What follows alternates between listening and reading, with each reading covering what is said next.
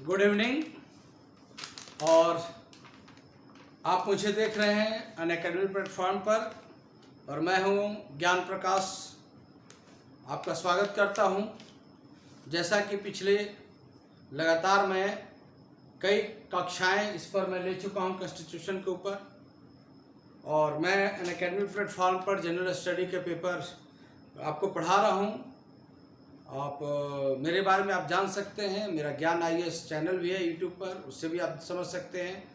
कोई प्रॉब्लम होने पर व्हाट्सएप कॉल भी कर सकते हैं। और आपके पास मैं एक एजुकेटर के रूप में हूँ अनअकैडमी प्लेटफॉर्म पर, और विगत 2010 से लेकर 2020 तक 10 साल तक लगातार टीचिंग का मैंने काम किया है, और एक परीक्षाओं विभिन्न प्रकार के परीक्षाओं को एक अनुभव समेटे हुए आपके पास उन सभी अनुभव को किताबों के साथ आपके पास हूँ, संविधान के साथ। तो आप मुझे कॉन्स्टिट्यूशन के क्लास के रूप में ज्ञान प्रकाश के रूप में देख रहे हैं, और आगे हमारा जो क्लास है जिस पर वो चल रहा है वो हम लोग कुछ क्वेश्चंस के ऊपर, जो इम्पोर्टेंट क्वेश्चंस हैं, किस प्रकार से क्वेश्चन पूछे जाएंगे उस पर मैं आपको लेकर चल रहा हूँ। लगभग मैंने सोचा कि 3 क्लासेस पर डिजाइन किया जाए। एक क्लास आप इस पर देख चुके हैं और एक सेकेंड क्लास है। लगभग मैं आपको मतलब 60 क्वेश्चन, मतलब 20 क्वेश्चन मैं करने का प्रयास कर रहा था। लगभग आपको 50 क्वेश्चन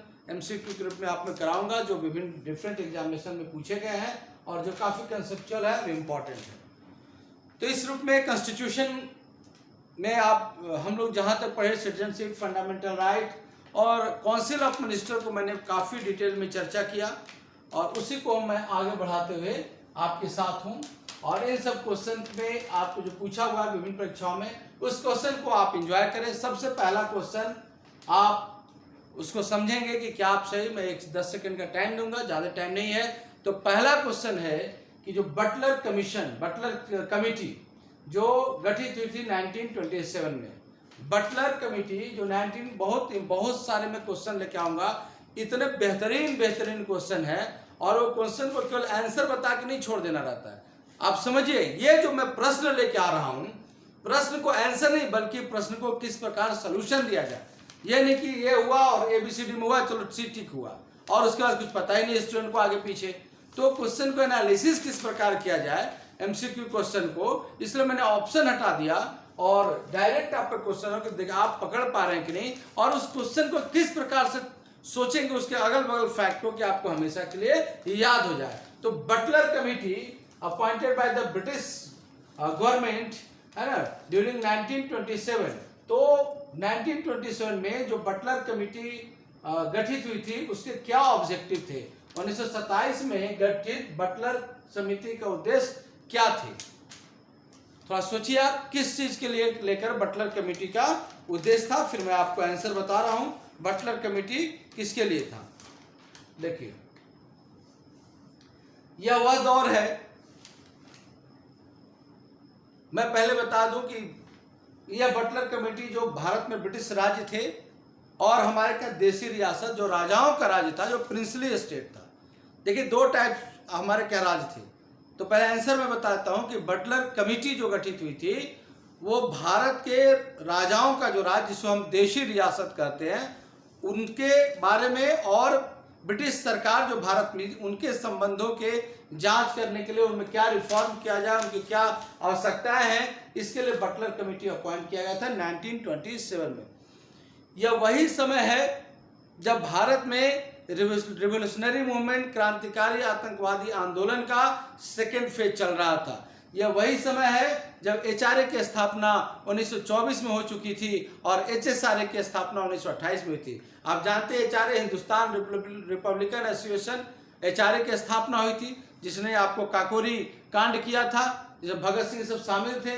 और उसके बाद HSRA की स्थापना 1928 में थी, जिसमें आपको चंद्रशेखर आजाद, जिसमें भगत सिंह थे। ये वही समय था, क्रांतिकारी गतिविधियों का भी समय था।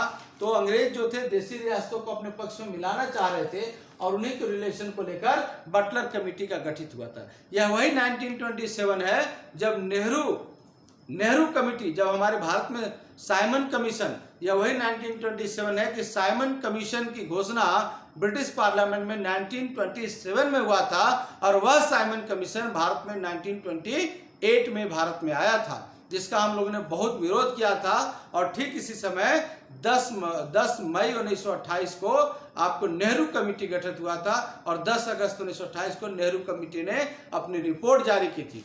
तो स्वतंत्रता आंदोलन के दौरान 1920 से लेकर 1930 तक इतने डिफरेंट कंसेप्ट आए हैं कि इसमें जितना आप पढ़िए, फैक्ट बनाइए, कंसेप्ट रखिए, उतना इंपॉर्टेंट है। तो 1927 में जो बटलर कमेटी का ऑब्जेक्टिव क्या था कि भारत में प्रिंसली स्टेट मतलब देशी रियासत और ब्रिटिश सरकार के संबंधों के बारे में जांच करना, जैसे आज हमारे क्या केंद्र राज्य संबंधों पर कई कमीशन बनते हैं। ठीक। दूसरा, ब्रिटिश काल में सर्वप्रथम 1912 में भाषा के आधार पर किन राज्यों का गठन हुआ। तो आप जानते हैं कि 1912 बहुत इजी क्वेश्चन है। 1912 में ही आपको बंगाल से अलग करके बिहार का गठन हुआ था।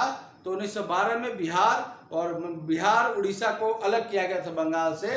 तो बिहार और उड़ीसा को अलग किया गया था 1912 में। बाद में उड़ीसा 1936 में 1936 में स्पष्ट रूप से अलग हुई थी। तो बंगाल, बिहार, उड़ीसा का 1912 में इसी आधार पर, भाषा के आधार पर ही अलग किया गया था। समाज में कमजोर वर्गों का जो प्रोटेक्शन है किस अनुच्छेद में। अब इसके तो बहुत सारा हो सकता है, अंटिब्रिचरी 17 भी हो सकता है, लेकिन लीगल रूप से समाज में जो वीकर सेक्शन की बात पहली बार अगर की गई, समाज में पहली बार वीकर सेक्शन की बात अगर किस में की गई तो वह है आर्टिकल नंबर 15, अनुच्छेद नंबर 15, जिसमें सीधे लिखा गया था अनुच्छेद नंबर 15 में कि the state shall not discriminate against any citizen. The state shall not discriminate against any citizen on the ground of religion, caste, race, birth place, sex and descent. अनुच्छेद 15 कहता है कि हमारा संविधान कि किसी देश के किसी भी नागरिक के साथ धर्म, जाति, लिंग, जन्म स्थान, वंश इत्यादि के आधार पर भेदभाव नहीं करेगा।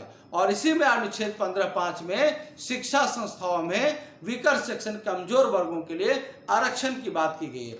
तो वहीं इसमें अनुच्छेद 15(6) में शिक्षा संस्थाओं में अभी क्रीमी लेयर के मतलब जनरल क्लास के जो अभी जो नया अनुच्छेद जोड़ा गया है 15(6) और 16(6), तो 15 अनुच्छेद है। अगर पूछा है कि स्कूल कॉलेजों में रिजर्वेशन किस आर्टिकल के द्वारा होगा तो आर्टिकल नंबर 15 है।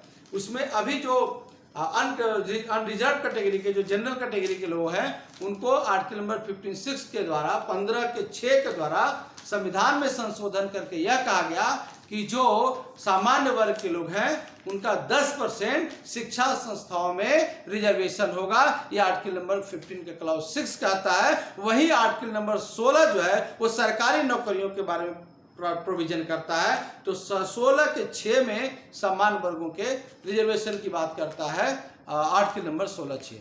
इसलिए आर्टिकल नंबर 16 कहता है कि अगर उसका सरकारी नौकरी, equal opportunity in the matter of public employment, लोक नियोजन में है ना अवसर की समानता। तो सरकारी नौकरी वाला जब आर्टिकल आपको ढूंढना रहेगा तो अनुच्छेद 16 जाइएगा, और शिक्षा में रिजर्वेशन जब जाएगा स्कूल कॉलेज में तो अनुच्छेद 15 जाएगा। ध्यान रखिएगा, जब भी एजुकेशन को लेकर कॉलेज में एडमिशन, मेडिकल कॉलेज में एडमिशन, इसके लिए जब भी रिजर्वेशन की बात आएगी, एडमिशन में रिजर्वेशन की बात आएगी, तो आप अनुच्छेद 15 में ढूंढिएगा आंसर, 15(5) में, और फिर जो अभी हुआ 15(6), और जब सरकारी नौकरी में रिजर्वेशन की बात आएगी तो 16(4), 16(5), 16(6) सब में पढ़िएगा। तो अनुच्छेद 15 क्या कहता है इसके अकॉर्डिंग टू क्वेश्चन, समाज के कमजोर वर्ग वीकर सेक्शन। तो डायरेक्ट आर्टिकल नंबर 15 का क्लॉज 5 ले लीजिए, 4 ले लीजिए। इस प्रकार से अनुच्छेद 15 में कहा गया है कि the state shall not discriminate against any citizen on the ground of religion, race, caste, birth of place, descent, है ना, ये 5 आधारों पर भेदभाव नहीं किया सकता। और इस आधार पर कमजोर वर्गों को फिर अनुच्छेद 15 में ही रिजर्वेशन दिया गया 15(5) के द्वारा, और इस तरह से 15(6) के द्वारा। तो इसका अनुच्छेद आंसर होगा 15। ठीक है, जो कि फंडामेंटल राइट भी, राइट टू इक्वलिटी, समता का अधिकार। Directive principle of state policy, DPSP, जिसको राज्य के नीति निर्देशक तत्व भी कहा जाता है, डीपीएसपी को राज्य की अनोखी विशेषता किसने कहा है। Directive principle of state policy, जो आप पीछे वीडियो में देखेंगे कि अनुच्छेद 36 से 51 तक प्रश्न अनुच्छेद उसमें है, आर्टिकल नंबर 36 से लेकर 51 तक। तो संविधान के डीपीएसपी जो चैप्टर है वो कहा कि राज्य के एक रिमार्केबल एक्स्ट्राऑर्डिनरी फीचर है। ये किसने कहा बताइए किसने कहा? ये पूछा हुआ क्वेश्चन है। एक केटी शाह से आता है और एक किससे आता है? तो डीपीएसपी को राज को एक एक्स्ट्राऑर्डिनरी फीचर या remarkable feature of the constitution, तो वो कहा है बाबा साहब डॉक्टर भीमराव अंबेडकर ने। डॉक्टर भीमराव अंबेडकर ने डीपीएसपी को राज की अनोखी विशेषता, इसमें एक और, तो राज की अनोखी विशेषता किसने कहा? तो डॉक्टर भीमराव अंबेडकर ने। इसमें एक क्वेश्चन और आता है जो मैंने कलेक्ट किया था, वह यह है कि डीपीएसपी ये एक ऐसा चेक है, चेक, जब चेक वर्ड आएगा, चेक, ठीक है ना, डीपीएसपी एक ऐसा चेक है जो राज्य को अपनी सुविधा के अनुसार, जो राज्य अपनी सुविधा के अनुसार भजा सकता है। डीपीएसपी राज्य के लिए एक ऐसा चेक है जो राज्य अपनी सुविधा के अनुसार भजा सकता है। ये किसने कहा है? तो ये केटी शाह ने कहा। बाद में इसको आप लोग लिख लीजिएगा, ये किसने कहा? केटी शाह ने। डीपीएसपी एक ऐसा चेक है जो राज्य जब चाहे उसको भजा सके, ये किसने कहा? केटी शाह ने कहा। जबकि डॉक्टर भीमराव अंबेडकर ने यह कहा कि डीपीएसपी राज्य की एक एक्स्ट्राऑर्डिनरी रिमार्केबल फीचर है, एक अनोखी विशेषता है। याद रखिए, डॉक्टर भीमराव अंबेडकर ने ही अनुच्छेद नंबर 32, आर्टिकल नंबर 32 जो फंडामेंटल राइट के अधीन है, अनुच्छेद 32 को डॉक्टर भीमराव अंबेडकर ने ही संविधान की आत्मा, सोल ऑफ द कॉन्स्टिट्यूशन कहा। किस अनुच्छेद को डॉक्टर भीमराव अंबेडकर ने संविधान की आत्मा कहा? तो वह अनुच्छेद है अनुच्छेद नंबर 32। और अनुच्छेद नंबर 32 क्या है? तो वह संवैधानिक उपचार का अधिकार, कॉन्स्टिट्यूशनल रेमेडीज है, कॉन्स्टिट्यूशनल रेमेडीज है। अर्थात आपको अगर फंडामेंटल राइट को प्रोटेक्ट करना है, अपने अधिकार को सुरक्षित रखना है, तो आर्टिकल नंबर 32 का यूज करके डायरेक्ट आप सुप्रीम कोर्ट जा सकते हैं अपने मौलिक अधिकार को बचाने के लिए। इसलिए डॉक्टर भीमराव अंबेडकर ने आर्टिकल नंबर 32 को संविधान के लिए कहा कि संविधान की आत्मा है। लेकिन अगर पूछा जाए ये क्वेश्चन कि संविधान की आत्मा किसे कहा जाता है, सोल ऑफ कॉन्स्टिट्यूशन किसे कहा जाता है, और वह आर्टिकल्स न हो, आर्टिकल्स न हो, अनुच्छेद नहीं दिया हो, तब संविधान की आत्मा किसे कहा जाता है? तो उसका आंसर होगा प्रियम्बल, प्रस्तावना। मतलब डायरेक्ट इंडिपेंडेंट रूप में पूछा जाए कि संविधान की आत्मा किसे कहते हैं, तो संविधान की आत्मा का आंसर होगा प्रस्तावना। लेकिन जब यह पूछा जाएगा कि डॉक्टर भीमराव अंबेडकर ने संविधान की आत्मा किसे कहा, तो उसका आंसर जाएगा आर्टिकल नंबर 32। दोनों डिफरेंस समझ लीजिए। तीसरा, डॉक्टर किसने डीपीएसपी को राज्य की अनोखी विशेषता किसने कहा? तो डॉक्टर भीमराव अंबेडकर ने कहा। संविधान के किस भाग को मैग्ना कार्टा कहा गया? तो वो संविधान का पार्ट नंबर 3 जिसमें मौलिक अधिकार की चर्चा है। आइए अगले क्वेश्चन में, राष्ट्रपति पर महाभियोग लगाने के लिए, पास करने के लिए कितने बहुमत की आवश्यकता होती है? राष्ट्रपति पर महाभियोग कितने बहुमत से पारित होना आवश्यक है? आप जानते हैं कि कितने बहुमत से? 2 सेकंड टाइम ले लीजिए।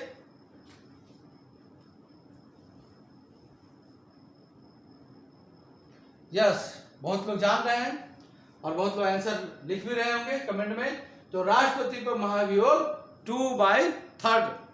आपको अगर राष्ट्रपति को हटाना है ना, तो बस समझ लीजिए कि ये महाभियोग को इम्पीचमेंट बोलते हैं। और प्रेसिडेंट को हटाने के लिए जो प्रोसेस है, हमने अमेरिकन कॉन्स्टिट्यूशन से लिया है, आपको मैंने पहले बताया। तो राष्ट्रपति को हटाने की जो प्रोसेस है, प्रक्रिया, उसको क्या बोलते हैं? महाभियोग, इम्पीचमेंट। और महाभियोग कहाँ लगाया जा सकता है? संसद में। आप संसद में या तो लोकसभा में ला सकते हैं या राज्यसभा में ला सकते हैं, जिसमें मन है उसमें लाइए। लेकिन जिसमें ला रहे हैं उस सदन का जो टोटल मेंबर है उसका 1/4 के द्वारा पहले सिग्नेचर करके, और जिस सदन में ला रहे हैं उस सदन के सभापति या अध्यक्ष को 14 दिन पहले ही आपको लिखित सूचना देना पड़ेगा। और उस सूचना में उस सदन के 1/4 लोगों का दस्तखत होना चाहिए, 1/4, तभी आप इम्पीचमेंट का प्रोसेस शुरू कर सकते हैं। और तब जिस सदन में लाए उसमें फिर पास करवाइए। तो जितने सदस्य हैं, जितने सदस्य उपस्थित और मतदान देने वाला का 2/3 बहुमत से पास करना पड़ेगा। उसमें पास हो जाने के बाद दूसरे सदन भेजिए, वहां भी 2/3 बहुमत से, मतलब दोनों सदन में अलग अलग 2/3 बहुमत से पास हो जाने के बाद ही महाभियोग पास समझा जाएगा। और जब महाभियोग लगेगा, जब जिस सदन में, तो उस समय राष्ट्रपति को मतलब अपने दूसरे सदन में जाने पर अपने वकील को रखने के लिए या सफाई देने के लिए भी उसके लिए प्रस्ताव है, वो सफाई दे सकता है। ठीक। संसद का अधिवेशन कौन समाप्त करता है? तो संसद का अधिवेशन कौन बुलाता है, कौन समाप्त करता है और कौन लोकसभा को भंग करता है? तीनों क्वेश्चन।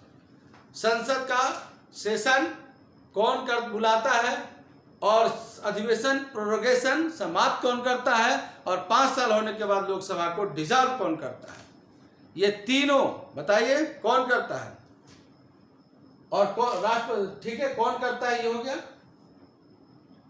और अब मैं यहीं पे एक और क्वेश्चन, किस अनुच्छेद के द्वारा ये होगा? कौन करता है और किस अनुच्छेद के द्वारा? आर्टिकल्स बताइए। आर्टिकल्स में चलिए तो मैं आंसर बता, प्रेसिडेंट करेगा। कौन से आर्टिकल से करेगा? आर्टिकल जो बता देंगे मान लेंगे वो उन्होंने पढ़ाई ठीक से की है। संसद का अधिवेशन किस आर्टिकल से समाप्त होता है? जल्दी लिखो, बहुत कम लोग लिख रहे हैं। तो उसके लिए आर्टिकल नंबर 85 है ना, call session prorogation and dissolve the Lok Sabha. और ये आर्टिकल नंबर 85 में लिखा हुआ है कि सत्र सत्रावसान और विघटन। और अनुच्छेद 85 कहता है कि राष्ट्रपति संसद का सत्र बुलाता है और राष्ट्रपति ही संसद के लिए छुट्टी सत्रावसान करता है और राष्ट्रपति ही लोकसभा का विघटन हो जाता है। लोकसभा का 5 साल पूरे हो जाने के बाद लोकसभा को डिसॉल्व करता है, या जो सत्ता पक्ष मेजोरिटी खो देने के बाद अगर सरकार नहीं बन पाती तो मध्यावधि चुनाव के लिए भी लोकसभा को डिसॉल्व करता है। तो आर्टिकल नंबर 85 हो गया। राष्ट्रपति को कितने प्रकार का वीटो प्राप्त है? राष्ट्रपति को कितने प्रकार का वीटो प्राप्त है बताइए। ठीक, 3 प्रकार का वीटो। आप लोग कमेंट में लिखिए कितने प्रकार का वीटो? 3 प्रकार का वीटो। और आप जान लीजिए कि राष्ट्रपति का जो वीटो है वो संविधान के किसी भी अनुच्छेद में इसकी चर्चा नहीं है, इसके आर्टिकल में चर्चा नहीं है, अर्थात एक कॉन्स्टिट्यूशनल प्रोविजन नहीं है, अर्थात एक संवैधानिक व्यवस्था नहीं है, कॉन्स्टिट्यूशनल बिहेवियर नहीं है, ये संवैधानिक विशेषता नहीं है। ये राष्ट्रपति के कार्यशैली के आधार पर इसको वीटो नाम दिया गया। राष्ट्रपति को कार्यशैली के आधार पर 3 तरह का वीटो है। वीटो जब बताऊंगा डिटेल में। एक है एब्सोल्यूट वीटो जिसको पूर्ण वीटो बोलते हैं, दूसरा है पॉकेट वीटो या जेबी वीटो ये बोलते हैं, और तीसरा सस्पेंसिव वीटो जिसको निलंबनकारी वीटो बोलते हैं। फिर समझिए, एब्सोल्यूट वीटो जिसको पूर्ण वीटो कहते हैं, दूसरा है पॉकेट वीटो या जेबी वीटो कहते हैं जिसको, और तीसरा है सस्पेंसिव वीटो निलंबनकारी वीटो। सस्पेंसिव वीटो आप समझ सकते हैं, जैसे प्रेसिडेंट के पास काउंसिल ऑफ मिनिस्टर, जैसे आर्टिकल नंबर 74 में मैंने बताया था कि 70 नंबर 4 क्या कहता था कि मतलब एक राष्ट्रपति की सलाह देने के लिए एक मंत्रिपरिषद होगा और राष्ट्रपति उसके सलाह से काम करेगा। और मैंने वही बताया था कि बाद में इसमें अमेंडमेंट किया गया था कि मंत्रिपरिषद के सलाह को मंत्रिपरिषद ने राष्ट्रपति को दिया कि आप ये पर सिग्नेचर करिए, तो राष्ट्रपति उसको एक बार लौटा सकता है। ये एक बार लौटाने की जो प्रक्रिया हुई उसको निलंबनकारी वीटो बोला गया। सस्पेंसिव वीटो कुछ दिन के लिए वो रुक गया। ठीक। अगला है कि दल बदल के आधार पर संसद सदस्य की योग्यता का निर्णय कौन करता है? दल बदल के आधार पर संसद सदस्य की योग्यता का निर्णय कौन करता है? बहुत फेमस है। और अगर लोकसभा का है तो लोकसभा का अध्यक्ष करेगा, अगर राज्यसभा के तो राज्यसभा का सभापति करेगा, और विधानसभा है तो विधानसभा का अध्यक्ष करेगा, या विधान परिषद का है तो विधान परिषद का सभापति करेगा। यानी कि कोई एंटी डिफेक्शन लॉ दल बदल के तहत कोई व्यक्ति उसके तहत दल बदल का विक्टिम हुआ कि नहीं, तो अगर दल बदल उस पर जो उसने किया है पॉलिटिकल बिहेवियर, तो क्या वो दल बदल का कार्य किया है, क्या इसके कानून को तोड़ा है, इसकी लोकसभा का अध्यक्ष या राज्यसभा का तो वो या विधानसभा, अगर इस पर लोकसभा का अध्यक्ष करता है और आपको सहमत नहीं है तो उसके लिए एक ही जगह है कि आप सुप्रीम कोर्ट जा सकते हैं, हाई कोर्ट जा सकते हैं अपने चीजों पर हक रखने के लिए कि मुझे गलत तरीके से इस पर हटाया गया है। ठीक।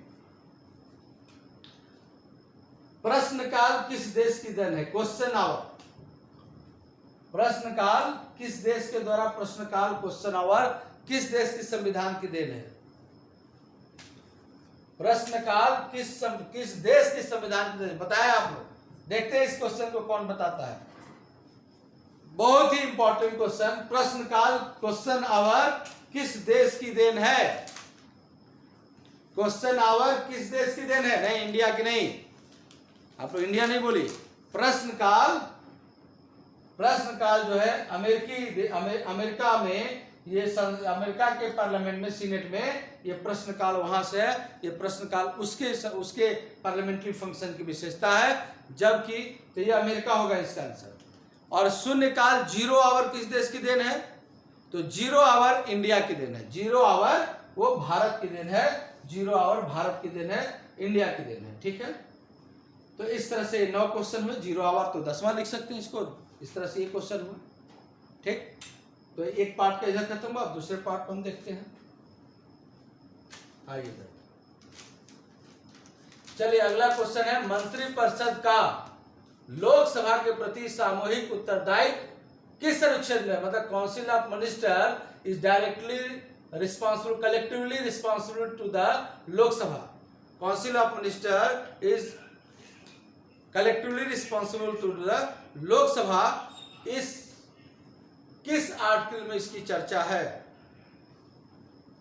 किस आर्टिकल में इसकी चर्चा है बताइए। मैं बहुत बार बताया हूं, बहुत बार मैंने इसे बताया कि मंत्रिपरिषद लोकसभा के प्रति कलेक्टिवली रिस्पॉन्सिबिलिटी होती है। तो किस आर्टिकल में आप बताइए। मैं 3-4 दिन से बता रहा था, लिखिए जल्दी इसका आंसर।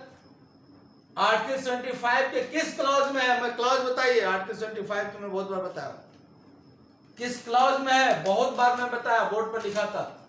यस, आर्टिकल नंबर 75 का क्लॉज 3, द काउंसिल है ना, the council of minister shall be collectively responsible to the house of people. The council of minister shall be collectively responsible to the house of people. मंत्रिपरिषद लोकसभा के प्रति सामूहिक रूप से उत्तरदायी होता है। इसकी चर्चा अनुच्छेद 75(3) में है, 75(3) में है। और ये विशेषता, ये जो फीचर हमारे कॉन्स्टिट्यूशन की और ब्रिटिश कॉन्स्टिट्यूशन से, ब्रिटिश पार्लियामेंट्री फंक्शन से हम उससे डायरेक्टली प्रभावित है। ये वहां की विशेषता है। ठीक है, नेक्स्ट क्वेश्चन आते देखते हैं। मंत्रिमंडल का गठन किसके विवेक पर आधारित है? मंत्रिमंडल का गठन किसके विवेक पर आधारित है? मंत्रिमंडल का गठन किसके विवेक पर आधारित है? तो मैंने इसके लिए भी आर्टिकल 75 में बताया था कि prime minister is appointed by the president and other minister is also appointed by the president, but है ना, advice given by the prime minister to the president is the most important. कि that person कौन मंत्री बनेगा, इसके लिए कौन advice देगा? प्रधानमंत्री। प्रधानमंत्री का अपॉइंटमेंट कौन करेगा? राष्ट्रपति। और बाकी कौन कौन लोग मंत्री बनेंगे, उसके लिए प्रधानमंत्री राष्ट्रपति को सजेशन देगा। मैंने आपके लिए पहले भी बताया था इस आर्टिकल्स को लेकर। मैंने बताया था कि the prime minister shall be appointed by the president and the other minister shall be appointed by the president on the advice of the prime minister. प्रधानमंत्री की नियुक्ति राष्ट्रपति करेगा और इसके साथ अन्य मंत्रियों की नियुक्ति राष्ट्रपति प्रधानमंत्री की सलाह पर करेगा। प्रधानमंत्री की सलाह पर करेगा। इसका मतलब कि जो मंत्री बनेंगे वो किसके विवेक पर आधारित है? तो उसके लिए प्राइम मिनिस्टर आंसर होगा डायरेक्टली। आर्टिकल 75 का क्लॉज 1, आर्टिकल नंबर 75 का क्लॉज 1 है ये। आर्टिकल नंबर 75 का क्लॉज 1 क्या कहता है कि the prime minister shall be appointed by the president and other minister shall be appointed by the president on the advice of the prime minister। Article number 75 का clause 1 set this, है ना, इसके बारे में कहता है। तो ये हो गया आपको। नेक्स्ट क्वेश्चन आइए। कितने वर्ष की सजा पाने पर व्यक्ति संसद सदस्य चुने जाने का अयोग्य होता है? ये सुप्रीम कोर्ट ने फैसला दिया था और इसको इलेक्टोरल रिफॉर्म में शामिल किया गया। निर्वाचन आयोग ने इसको शामिल किया और ये कोड ऑफ कंडक्ट है। तो कितने वर्षों की सजा पाने पर व्यक्ति संसद सदस्य चुने जाने के योग्य हो सकता है? तो इसका आंसर होगा 2 वर्ष। अगर 2 वर्ष को किसी भी व्यक्ति को अगर लगातार कारावास की सजा हो जाए तो फिर वो कभी भी मतलब वो उस समय वो पार्लियामेंट का मेंबर बनने के लिए वो अयोग्य हो जाएगा। नेक्स्ट क्वेश्चन, सर्वप्रथम किस लोकसभा अध्यक्ष के खिलाफ अविश्वास प्रस्ताव आया? क्वेश्चन, सर्वप्रथम किस लोकसभा अध्यक्ष के खिलाफ अविश्वास प्रस्ताव आया? सर्वप्रथम बताइए। आपको मैं हिंट दे रहा हूं, वो व्यक्ति लोकसभा के प्रथम अध्यक्ष भी बने थे। he was the first speaker of the Lok Sabha. Yes, प्रथम लोकसभा, सर्वप्रथम तो वो थे इस लोकसभा के, और लोकसभा के अध्यक्ष के प्रति अविश्वास प्रस्ताव कहाँ आएगा? राज्यसभा में नहीं आएगा, वो लोकसभा में आएगा, केवल उसी हाउस में आएगा। और एक चीज जानिए, सरकार के खिलाफ भी अविश्वास प्रस्ताव लोकसभा में आएगा, और किसी मंत्री के खिलाफ भी अविश्वास प्रस्ताव लोकसभा में आएगा, चाहे वो मंत्री क्यों नहीं वो मेंबर राज्यसभा को। यानी कि अविश्वास प्रस्ताव केवल और केवल लोकसभा में ही पेश किया जाएगा। तो वो कौन थे? जीवी मावलंकर। कौन थे? जीवी मावलंकर, जो प्रथम लोकसभा के अध्यक्ष के, उन्हीं के खिलाफ सबसे पहला बार आपको आया था जीवी मावलंकर, लेकिन वो पारित नहीं हुआ था, वो लोकसभा के अध्यक्ष पद से हटे नहीं थे। और जहां तक मुझे मालूम है कि शायद ही कोई भी अविश्वास प्रस्ताव के दौरान लोकसभा का कोई भी अध्यक्ष हटा नहीं है। नेक्स्ट क्वेश्चन आते हैं, अभी तक कितनी बार joint session of the parliament, अभी तक कितनी बार संसद का संयुक्त अधिवेशन हुआ है? अभी तक how many times the joint parliament of the joint session of the parliament, कितने बार अभी तक संसद का संयुक्त अधिवेशन हुआ है? तो इसका आंसर क्या होगा? आप लोग सब लोग जानते हैं, बहुत कॉमन क्वेश्चन है। तो ये 3 बार, लेकिन मैं आपको याद करा दूं, इसका आंसर क्या होगा? 3 बार। अब मैं याद कराता हूं कि कब कब कैसे कैसे हुआ। ठीक, तो सबसे पहली बार ज्वाइंट सेशन हुआ 1961 में, 1961 में। किसके लिए हुआ? तो जो दहेज जैसा समाज में जो बुराइयां थी, तो दहेज प्रथा पर उस पे लिए कानून बनाने के लिए, खतरनाक कि दहेज में लोग फंस जाए, तो दहेज के ऊपर कानून बनाने के लिए कभी लोकसभा में जाता था तो राज्यसभा में गिर गया, राज्यसभा तो लोकसभा में, इसे बहुत दिन तक रहा।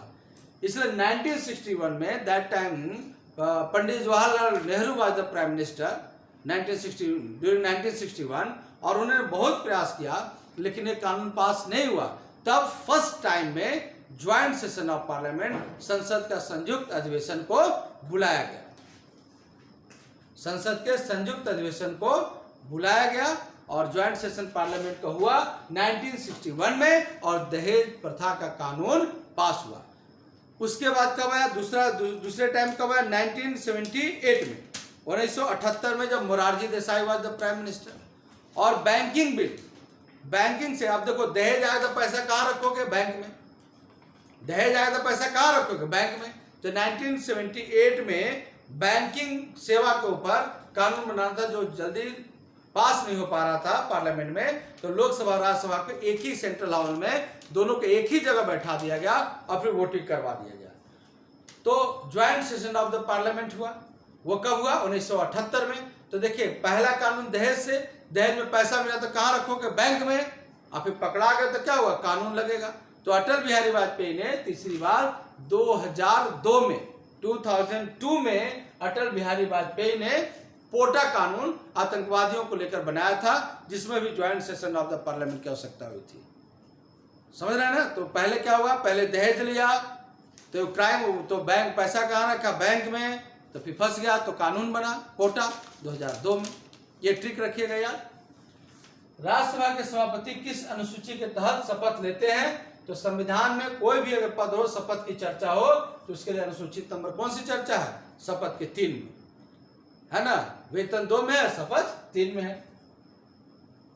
यहां और जान लीजिए कि संयुक्त अधिवेशन कानून बनाने के लिए तो हो सकता है ज्वाइंट सेशन ऑफ पार्लियामेंट, लेकिन किसी भी संविधान संशोधन, कॉन्स्टिट्यूशनल अमेंडमेंट बिल के ऊपर ज्वाइंट पार्लियामेंट का सेशन नहीं हो सकता। मतलब संविधान के किसी अनुच्छेद में फेरबदल करने के लिए, संविधान संशोधन उसे कहते हैं जब आप संविधान के किसी आर्टिकल्स में कोई चेंजेस लाते हैं तो संविधान संशोधन कहलाता है। तो joint session of the parliament संविधान के किसी अनुच्छेद में फेरबदल के लिए नहीं किया जा सकता।